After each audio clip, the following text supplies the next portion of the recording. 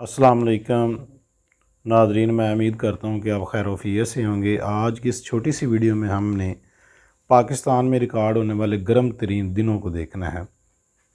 28 मई 2017 को 53.7 degree centigrade था और ये तुर्बत शहर सूबा बलूचिस्तान में, जबकि 26 मई 2010 को 53.5 डिग्री सेंटीग्रेड रिकॉर्ड किया गया मुंजेदाड़ो शहर सूबा सिंध।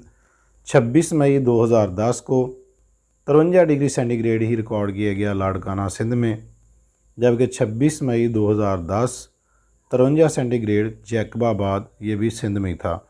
तो 26 मई 2010 53 डिग्री सेंटीग्रेड से भी बलूचिस्तान में, यानी 2010 जो था वो भी गर्म तरीन साल था, जबकि उसके बाद 2017 इससे भी ज़्यादा गर्म तरीन है।